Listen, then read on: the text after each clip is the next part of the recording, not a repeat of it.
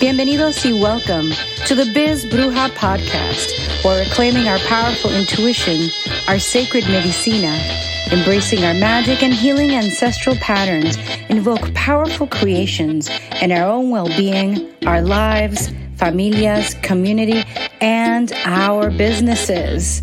Remembering that our businesses are so important at this time.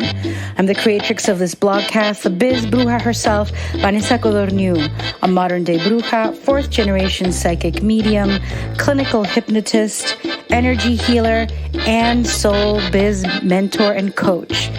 An Argentine American who started reading adults at 16, became a professional intuitive at 22, and now guides creatives, intuitives, healers, and entrepreneurs to break through fears, connect to the practical power of their intuition so they can serve the world powerfully.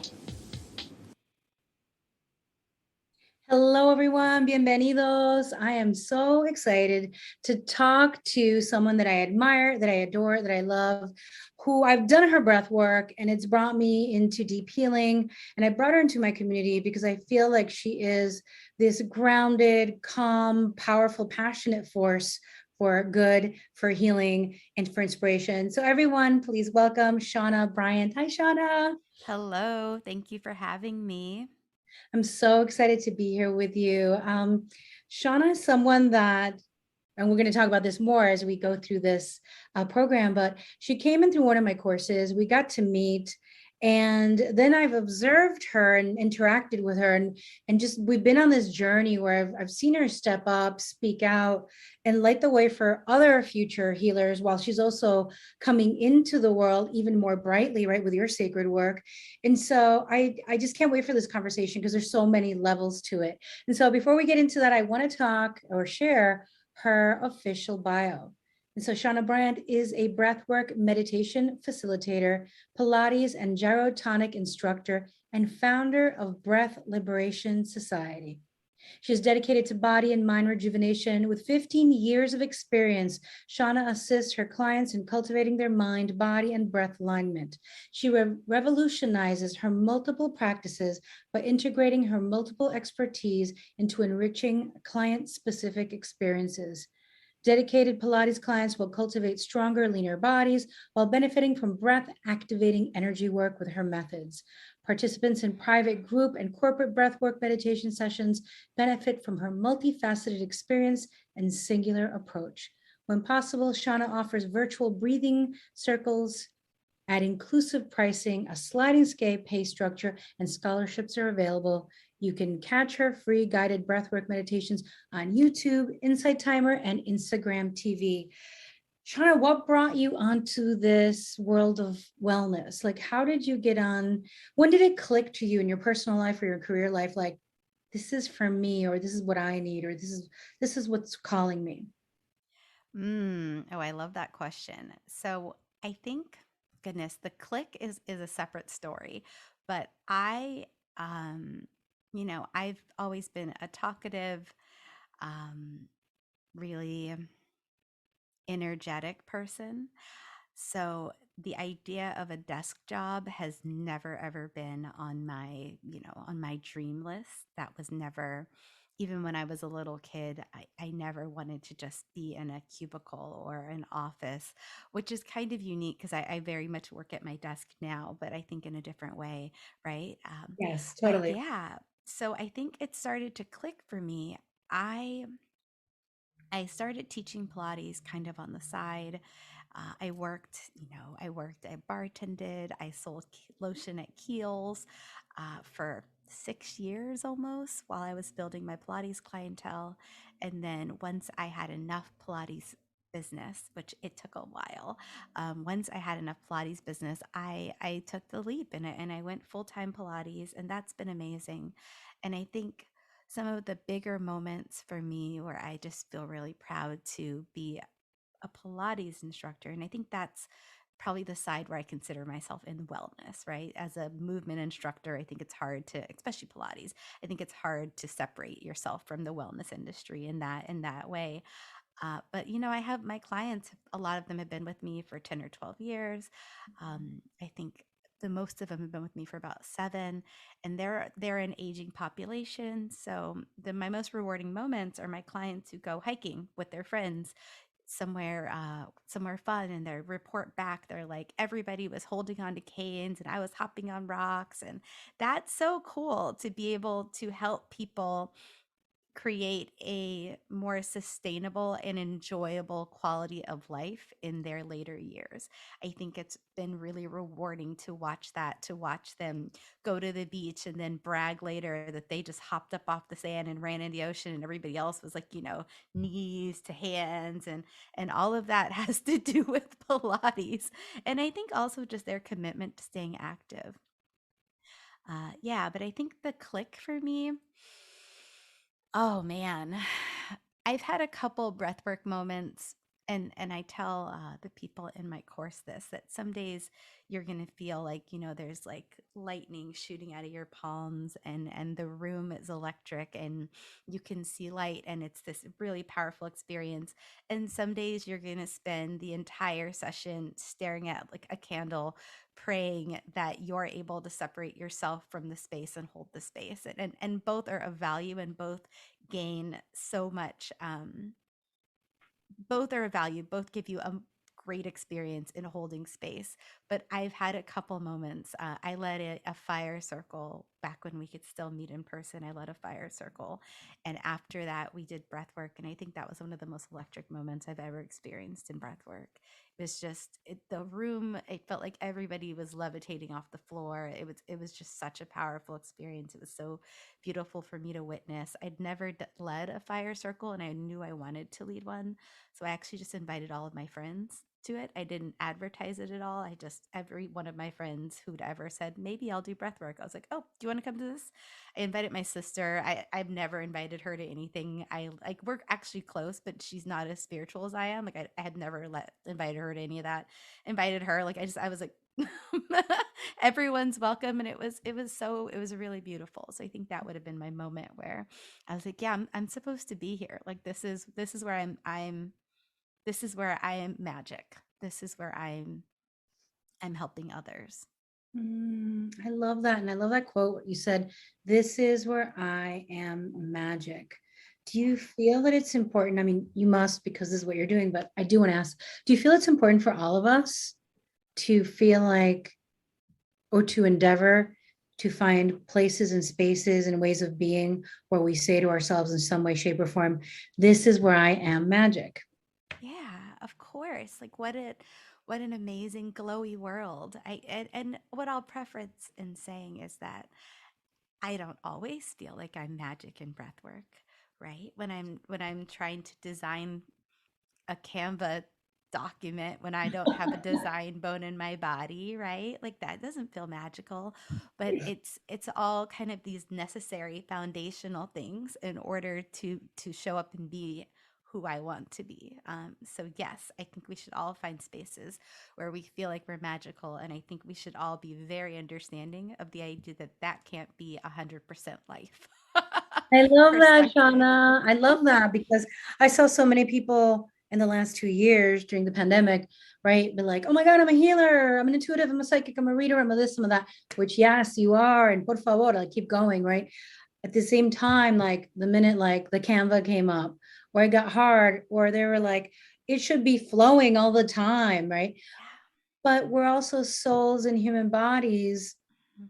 dealing with the minutia of life and the BS of life, la caca de la vida, right? And we're like going through things and also reclaiming that magic. So I love that. And like, did you pivot into breath work during the pandemic, or were you already working in that field? Yeah. So I was already a breath worker, and what I will say is that I was already online because I teach Pilates to I teach Pilates to people who travel, to people who have very busy jobs. It's always been my dream to be able to teach Pilates online, to be able to lead breathwork online, because then I could reach people wherever they were. And especially, I mean, even right now in DC, we've had a kind of wintry year, and I'm from Southern California. I don't drive. I tell people, I'm like, if you think it might snow, if you look outside and they say there's going to be ice, just check your email, because I assure you I'm not coming. I'm staying home.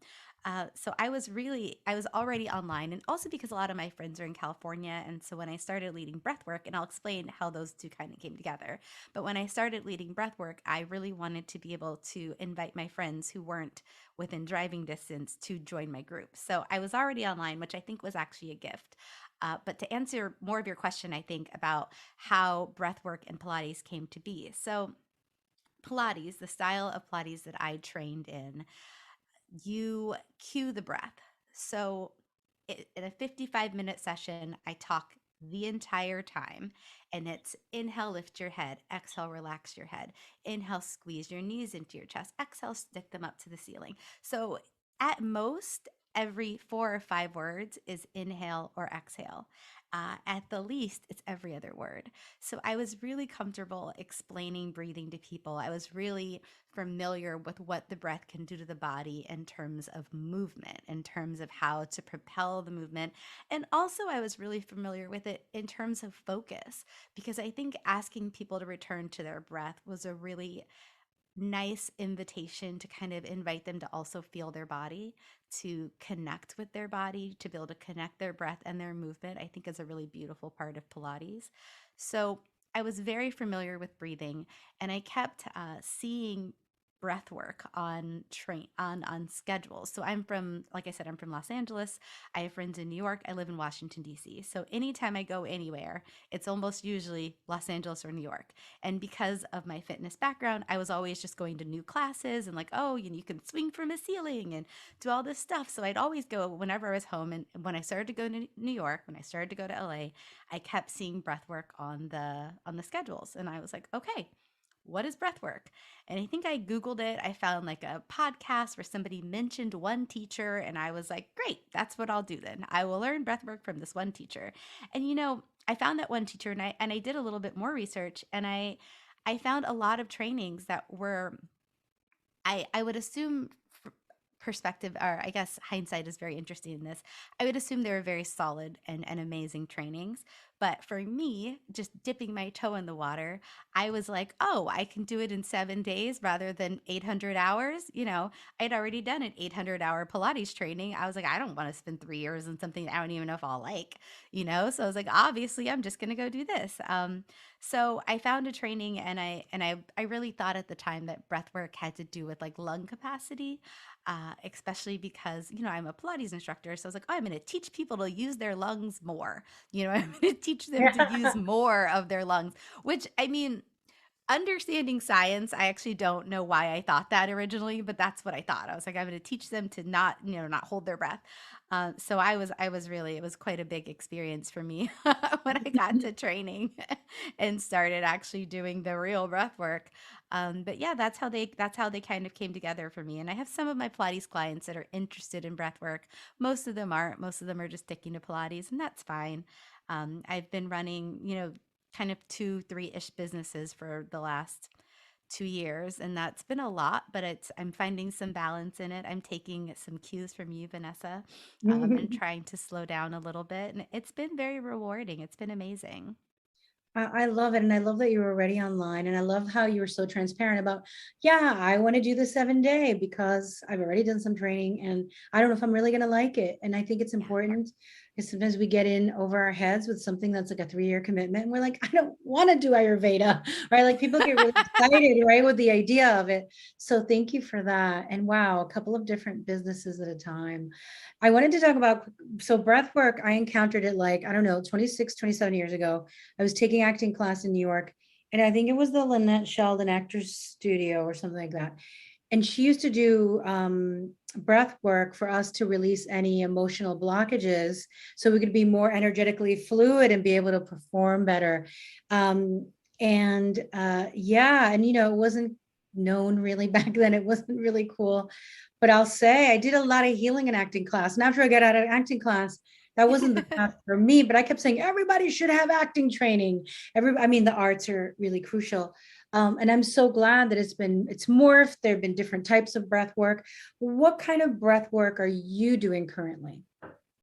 So I currently practice and facilitate, and my training program, we focus mainly on the three-part breath. And the three-part breath involves breathing into the mouth, and it's like a breath into the mouth, into the belly, a breath into the mouth, into the chest, and then you have a big release. And people breathe really fast, they breathe really slow.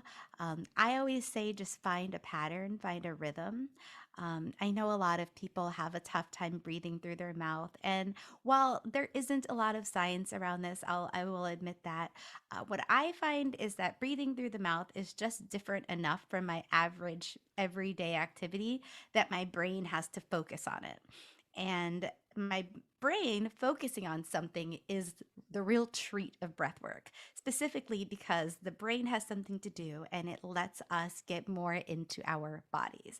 It lets us start to feel more energy in our bodies. All of the to-do list, the like newsletter, the thing you were supposed to have finished, and blah, blah, blah, all of that. Your brain can't do 1,000 things at once, believe it or not. So, focusing on the breath lets you breathe into your body. And it's been a really magical, I've said that word so many times. It's been a really exciting and efficient way for me to relax my body, to feel my body, and to quiet my busy thoughts. I love it. And, even though we're going to say magical like 1,000 times here, I Hmm. feel it's because of the results of sacred work and the results of, even, let's say you don't believe in the divine. You're like, I'm going at it practically. It still is something Yeah, that we don't even have words for, right? Because right. it's a sense of wholeness, a sense of embodiment, for some, a sense of freedom, Yeah. and maybe a moment where we can allow ourselves to feel feelings that maybe we couldn't feel because we have to keep it together for everybody else during the week or during the day or whatever we're doing. Yeah. I mean, there are so few e- avenues for us to feel our feelings. and and I get that. Like I think we tend to be very like, feel your feelings. That's crap that people push them down. But there are a lot of environments where it's not okay, or maybe it's not safe to Yeah. express your feelings. That's not something that's allowed. Maybe you grew up in a household where expressing your feelings was either completely frowned upon, or maybe it was used as almost as like a weapon or weaponized. So I think finding a space, especially virtually, is really fun because you get to be in your space and kind of in this judgment free. And I would argue that in person is judgment free as well, but especially for someone who's feeling a little resistance around crying or something like that. Like I always get people in groups who are like, "Oh, I was so worried I was going to cry and interrupt the person next to me," and I have these really wild stories of people like really emoting in breath work, and like the people next to them not hearing them at all because everybody's just in their own thing. Like I've had that happen a lot where people are like, or they'll say like, "Oh, I heard somebody else crying," then that helped me feel like it was okay to cry. I heard somebody else laughing. It helped me feel it was okay. And sometimes, that can play against each other. But ultimately, yeah, breathwork is an amazing place to start feeling your feelings, especially those ones that have been buried and pushed down and shoved under a drawer. All of those, maybe not right away, but as you practice breathwork, as you get more comfortable with it, as your body gets um, more accepting of the breath and all the energy moving, you can really uncover and release some really big things that you've been dragging around. I love that. And I love it also because we are usually so focused about, well, I want to attain this, or this is my goal, especially right at the beginning of the year. These are my goals. This is what I want to attain. I want to do this. Well, in order to bring in something new, we have to create more capacity within our mind, body, and spirit to be able to hold the thing. But if we're still holding all these deep feelings, which all of us are, even me, like we're all holding it, even if we're healers and we're doing our practices, there's always another layer. And you're like, oh my God, another ancestral layer, another childhood layer. That in order for us to actually create new things, it is imperative for us to allow ourselves to be wherever we are, feel our feelings, however they may be, and create a space where, as you said, it's judgment free and where it's allowed, right? Because maybe Mm-hmm. life. So then we not only feel our feelings, but also can keep growing, right? Yeah. Because like what happens when like what are some of the benefits? I mean, we've talked about them, but in terms of breathwork, what are some of the benefits some of your people have told you, some of your circle participants? People obviously clear a lot of emotion, feel some things that they weren't maybe even aware were there. Breath work can help to increase your focus. It helps with creative endeavors. It can really help to flow energy in that way. A lot of people, it's funny, a lot of people are like, I slept like, so, I mean, it's either or, right? Either they're just like, there's so much energy moving that they're just awake for like a day. Or most people are like, I don't think breath work works. I get a lot of those. Breath work didn't work for me. I didn't feel anything. I had a really hard time with the breath. But by the way, I slept like 12 hours. I'm like, okay. Right. So so it's this, after like a quick talk about right and wrong and this assessment of good or bad. It's this I'm like, so did you need the rest? They're like, oh yeah, I hadn't slept in weeks. I'm like, okay. So I don't care what you call it. You don't have to blame breath work. I don't need that credit, but I'm glad you slept. And they're like, oh, yeah, I guess you're right. Yes, I love that example because it's so true, right? It happens in other techniques as well, like Reiki, energy healing, etc. Yeah. Um, when were you inspired to create the Breath Liberation Society? And I know you were already online before the pandemic, Mhm. but how did it change when the pandemic came about? Like, how did your work change online? Right. So my work definitely picked up when everybody was online. I had a friend of mine. So we took a likely a little bit risky trip in like the first week of March. Maybe it wasn't. Maybe it was like the last week of February. I'm gonna misremember the days here, but we took a pretty risky trip to Puerto Rico right before lockdown. It had been on our schedules. Me and my partner had been working a lot, and we really needed a break. And of course, this is back when we all assumed we'd just be in our homes for a couple weeks, probably before they reopened. Like the vision of 2 years was completely not on our radar. But I took a trip, and I remember a friend of mine called me, and they like sent me a message like, I need to talk to you. It's important. I was like, oh, okay, what's going on? I'm on vacation, but what? And she was like, we have to do something. Like, everyone's so scared. We have to do something. Will you start leading weekly groups? And I was like, sure. So I started off the pandemic leading free weekly groups on Fridays. And I did that because I was able to switch Pilates to completely online, and I felt like I had the financial security that I knew a lot of people didn't. So I did it, and I did it for a couple months, and yeah, I did that, and that was actually amazing. So I got to meet a lot of people, and I think there's something really beautiful and very it's a I'm losing the words for this, but I think consistency is the word that I'd like to use. I think there's something incredibly great about consistently honing your craft, about consistently holding space.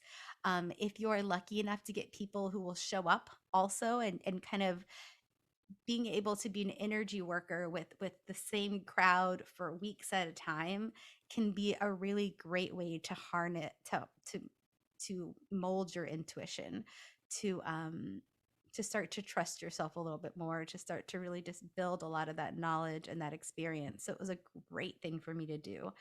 And then along with the pandemic, as many of came a lot of misinformation, and there's been a big divide around science, around the necessity of masks, of vaccines.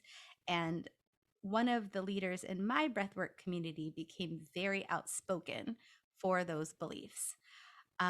So along with that, along with the summer of 2020, with the social uprisings, and the murder of George Floyd, we started to have conversations with our breathwork leaders. Like, we all kind of held our breath, which I think sadly a lot of people of color, a lot of queer people do in trainings. where we just, we're like, I got to get through this. It's probably going to be mildly offensive, but I'm just going to have to tough it out. And I think a lot of us just kind of hit a point where we're like, no more. Like this has got to end. And I think, and this is perhaps a bit naive of us, but we, rather than just, do like an open letter, and I'm not poo-pooing those who do open letters, because those can be equally as powerful. We did take some time. We tried to engage with the leadership in our community. We offered them resources. We gave them examples. We gave them just like lots of things that we thought were really important that they changed like now, and I don't think any of it was unreasonable. I think all of it was incredibly researched and very compassionate. And they believe it or not, at one point, one of the people took like almost line for line words from one of our letters that we sent and posted it on their website. And they were like, we're going to change this, and this, and this. And like, no reference to like, thank you to the individuals that emailed me about just nothing. Just they like picked, if we gave a list of 10 things, they picked 4, just put them on their website. And so it's just like, this is enough. So we ultimately published everything that we'd gone through. We published all of our correspondence because we wanted other people to be able to make their own decisions. We didn't want it to be where we had to be the now overseers of the breathwork industry.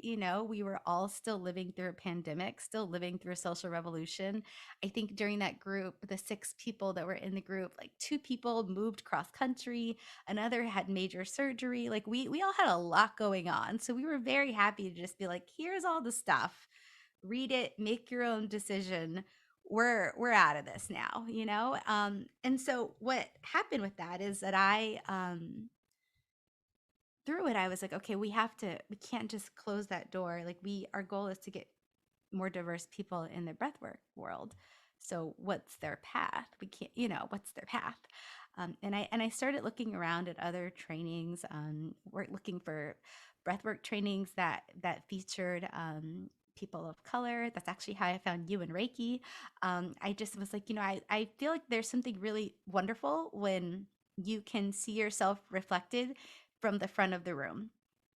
Regardless if we have different lives or different experiences, just knowing that your life and your experience have existed under the same frame as mine, I find that to be really beautiful, and also to almost be very necessary in my own healing journey. So I started to look for breathwork trainings that I could recommend to people. I didn't find any that had a lot of leadership with people of color. I just didn't find that. Maybe there was one person on the faculty, but not anything that was run by a person of color. Not anything that really focused a lot on trauma-informed training. Nothing that was really trying to amplify the voices of queer and trans people. So ultimately, I decided to make my own training with a lot of humility, in knowing that I've been leading I've leading Pilates since, the early 2000s, but not breathwork for a very long time. So it made sense to me that it shouldn't only be my voice. It shouldn't only be my teaching. And that's why I invited pretty much everybody I knew in the breathwork world to be part of the training. Even you, Vanessa, you came and spoke last year to the trainees about energetic boundaries. That's actually something I learned from you in Reiki training. It was so helpful. And it's funny because I remember that the first course was 4 months long. And like the last time we met, somebody brought up something you'd said. They're like, well, remember when Vanessa was here, they said this and da da da da da. And I was like, okay, good, this is sticking. And now, I see the people who graduated from the first course out there leading breathwork, charging more than me, being really being courageous and being out there in their communities, right? Like if they're in New Orleans, if they're in the Midwest, if they're in like Utah, like, and I think the best part, sorry, this is the longest answer, No, but it's so one thing good. you mentioned about virtual is that um, I think virtual trainings are wonderful because they bring learning within grasp for people who aren't able to travel. And I think it helps us be able to offer a more in-depth training, because maybe it would be a really intense 7 days, but are you still learning? Are you tired? Does your back hurt? Do you miss your bed? And then being able, having to travel once a month for 7 months or for 5 years, that's also pretty, that's pretty pricey. But being able to learn from your home, that's a whole nother bag, and even now with this, I have another course that's starting. The training starts again in February. Enrollment's going on now, but the course right now, there are people who are signed up who are in Mexico, Australia, Amsterdam, Canada. So even now, we're casting this really, really beautiful stone into a big magical lake, and the ripples get to go everywhere. And they're all people who are like, I want to learn from a diverse community. I want to learn from people who reflect my life. I want to learn from people who don't reflect my life. And I've always thought it was weird that there were only white people in the room. Do you know what I mean? Like there are people out there who believe what we believe, who think that we should invite all people into our spaces, and they're showing up. They're arriving. Thank you. I didn't know that story of why and how you created Breath Liberation Society, and it makes so much sense. And I just want to, I'm so happy that all of you were moved to speak your truth and to put the information out there. And I'm sorry that you were met in that way. It is really unfortunate that a lot of these, I guess, I don't know if I'd call them powers that be, but teachers that are already established, who've been up for a long time, or maybe well known for their work, aren't open. They talk about collaboration and they talk about truth and authenticity, but when called out, even in a gentle way, can't even open, communication to have a clear exchange of ideas and a real expansion. So I'm glad that you just stepped out and did it, and now you have more and more people. And I love what you said, and I was brought back to when I was doing the free sessions every week for 3 months. There were people, so I live in Pennsylvania now, right? I'm from New York. So I've been raised around diversity, tons of different culturas, Spanish, English, everybody's always together. And then here, no, not so much. And I can say that there were some white folks from Pennsylvania who got to be on those sessions, who got exposed to hearing stories of people of color. And then they're crying and they're like, I never thought about this before and I feel so bad. And I'm like, I'm so glad though that you attended, because being encased in your white reality every day, how would you know that I'm still unpacking things too from my own white privilege, right? Where you're like, oh, that detail, oh, that thing that you never think about. And the fact that everybody was in the room, oh, I didn't even understand that somebody trans would be going through that, or somebody queer might be going through that. And hearing people and holding the space. So I think that being online, as much as some folks find it uncomfortable, I think that it's part of Sacred Spirit's work, Yep. right? Because people say to me, well, I was like, Wi-Fi could be used for good or bad, online could be used for good or bad, but we wouldn't even be able to be here right now, you and me, because we're in two different locations. And so to me, when people poo-poo on, like, people, because I've been online 10 years, they've been like, mom, I like to do it in person. I'm like, so do I, but guess what?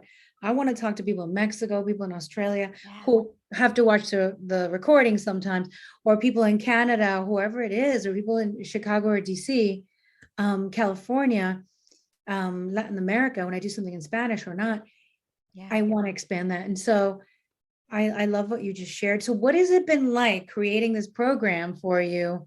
Being a digital, because you're now a content creator, right? It's like you put yourselves as a healer. And the other day I typed out astrology content creator because I write those articles, and I'm like, oh, I'm a content creator, but I always was, right? And you do as well. And so what does it feel like? What's Oh that? man. So, creating a course, I'm an incredibly driven person. I will just say that. I'm a grinded out person. That's something that I will forever have to figure out how to taper, because I'm like, I'm gonna do this, it's gonna happen, and then go. And creating a course was easily one of the hardest things I've ever done. And wow.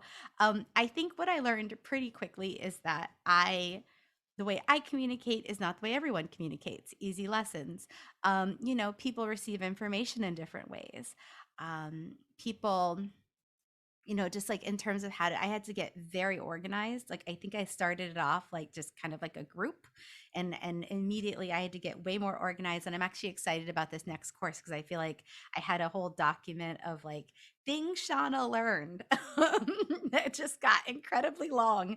And I would really advise anybody who's making a course or running any sort of program or training to maybe make one of those documents, because what I found almost a year later is that I'd forgotten some of the stuff on that document that were like massive problems, like that were like big learning lessons. Just I'd forgotten them, and maybe they would have come back up, but like there was definitely a lot of learning for me about, just again how to communicate.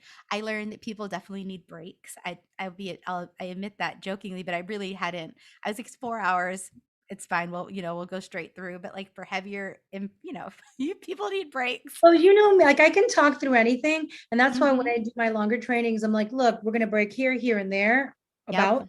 But if you feel that I've gone on for too or we've gone on for too long, like be like, V, I need a break because when we're in that moment and the energy's Yeah. flowing, right? Yeah. Yeah.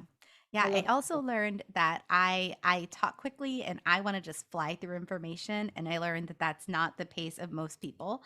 So I learned to slow down quite a bit. I even lengthened the training this time. I added 2 weekends and I added an hour to each day.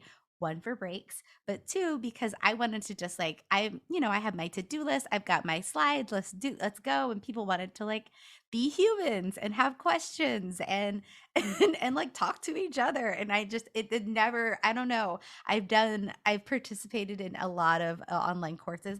I hadn't, I guess I'd forgotten a lot of the human part, which feels silly to say, but like it's easy, I think, to eyes down and grind and then recognize that not everyone works that way. And that's not how humans generally behave. And probably how I should not either, in terms of just letting things like soak in and giving it a moment to like ask questions and reflect. And yeah, it's been a really big learning thing for me, but that's kind of the best thing about starting something and then doing it over and doing it over and doing it over is that you just get to get better. Like, I started the first course and I told everybody, I was like, you guys are getting a beta price because I'm still learning and you're paying this price with the understanding that I'm still learning. And I feel that same way about this one. Like I've grown, but I'm still learning. And you know what? Maybe we're always going to be learning, but I think in always. that vein, we're also improving. And yeah, that's the way it's been going. I love it. And thank you for like sharing that. I don't think that I've met so many teachers that are willing to share that and that it's true that we're like, oh, let's just get through it, right? But even as a student, you did want that extra touch because if you wanted to just grind through it, we would just have downloadable programs, Right. right? Right. Right. By the way, I've bought those, and by the way, I speed up the voice sometimes. Mm. When I buy it and my husband walks by and he's like, what's I'm like, oh yeah, I'm listening to this book right now. Well, and he's like, are you getting it? Yeah. And I turn around and I go because there's nobody in the room, right? There's nobody else in the class. But I've downloaded programs and I've experimented with downloads in 2012, 2013, 2014. But what I noticed is I looked at my numbers that people weren't apt to complete them, Right. as much as when you're in a room. And I think like what I saw in the last 2 years, especially, and I've been teaching for the 10 years, but the last 2 years, people became friends. Like, Yeah. like, Yeah. and you and I've stayed in touch. We're like, how are you? What's going on? We mutually support Right. each other. Like we became an expanded community, but that Yeah. can only really happen if there is some shared space and time to witness each other, to see how we're feeling, Yeah. and so it's amazing. And I'm with you. I'm always learning. Yep. I'm always learning, and people keep saying, just make everything downloadable, Vanessa, so you could write your book. Do and I'm like, but they do, but that's community. So I'm still trying Yeah. to like figure out how do we show up live for some of the time, create community, hold space for community, for questions, for healing, and also, right, give ourselves time to grow in other ways. So Yeah. it's so amazing. And so the next course that you have coming up, when is it starting again? You said February. So what are Yes. The some of the next details if people were interested in like finding out more? Yes, yes. So we have a course. The Breath Liberation Society's Breathwork Facilitator training course. It is a 200-hour course. It begins at the end of February, the last week. We meet on Wednesdays and Thursdays, about every 3 weeks. Another lesson I learned in the last course is to try not to occupy people's holidays, like Mother's Day or whatever. So yeah, we're meeting Wednesdays and Thursdays almost every 3 weeks, but all of the dates are on my website, and it's going to be really cool. We invite in, I think we're at about 26 people right now to guest teach, and the guest teaching, we call them the apiary, like where bees are kept because of all the mental honey. Love that wording, right? But a lot of the interviews are recorded, so that way you can use them and go at your own pace. We also have live speakers, like we invited Vanessa in last time, but we have live speakers every weekend, and some of them are breath workers and some of them are not. I found that it was really limiting to only invite breath workers in to share their knowledge. I think that breath work is what it is, but I think having like other people, like, your Reiki instructor Yeah. come and talk about energetic boundaries, or we have people that come and talk about trans inclusion, some people who are going to talk about social justice, we have a couple business coaches. There is like all sorts of information in this course. And yeah, it's completely virtual, so you can tune in from anywhere. I do ask that you make it to 4 out of the 5 weeks. But it's completely recorded. So if you need to miss an hour, you can always go back. We're actually adding transcripts to our live sessions, which I'm really excited about. And yeah, it's going to be amazing. I'm really excited about this course. It's definitely been a labor of love, but being able to share breathwork and being able to witness others find their voices, find confidence, and then go out into their communities and continue to share this amazing modality has been like the biggest treat. It's been amazing. Shauna, thank you so much. And everyone, I'm going to include all of the information below. Um, Before I'm sitting here like, I want to take her course. So one of these days I'm going to be in your class. I know that right now my schedule is super packed, but I'm listening to you and I am. It's going to happen. One day you'll be like, oh, there's Vanessa. I'm going to be there taking class because I feel called to it. And I think it's a special treat for ourselves, any modality that we really learn, because I think for my own journey, how much I've grown as I'm learning whatever it is that I'm learning. And it first serves us, right?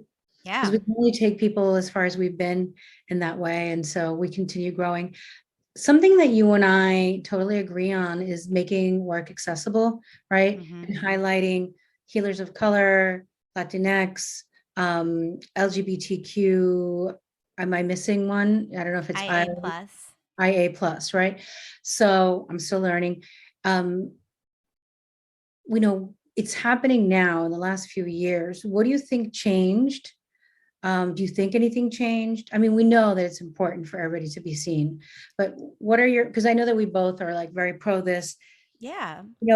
how has it impacted your life and how has it become such a value for you, right? Because it is a value for me. Right. I think sliding scale work has gotten a lot more popular, and we can thank the internet for that. One of the wonderful things we can thank the internet for.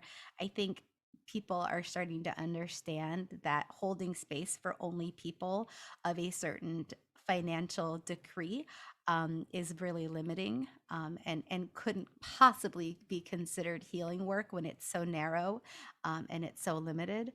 I also think that, Black and Brown people are starting to ask for their worth. I think they're starting to ask to be paid. I think that's gotten incredibly popular, and amen to that. Yes. Not allowing people, I will admit this, it is, what is it? It's the end of January. I have definitely experienced an uptick of people who love my account and would love to feature me maybe in 2 weeks. And I'm like, no, or what's your budget? Like, it's Black History Weeks in 2 weeks. I know the calendar, lady, like it's just, I think that's really important. And I also think that people are using their dollars to invest in programs that feature the voices and lived experiences of people who don't look like them. I think that ultimately, as much as some people would like to stay in their mud and stay very stagnant and refuse to expand and refuse to highlight and uplift the voices of others, I think a lot of people in this beautiful healing world that we are in have recognized that and have started to use their money and their influence to uplift the voices of others rather, and their money, right, to like buy into programs that use that framework of inclusivity. And I think that's been incredibly powerful. Whether like, for example, the breathwork training that I came from, whether that makes them change their minds or grow, who knows? But I do think that there's been a noticeable difference in attendance for people, in attendance to those programs where people refuse to include the voices of others.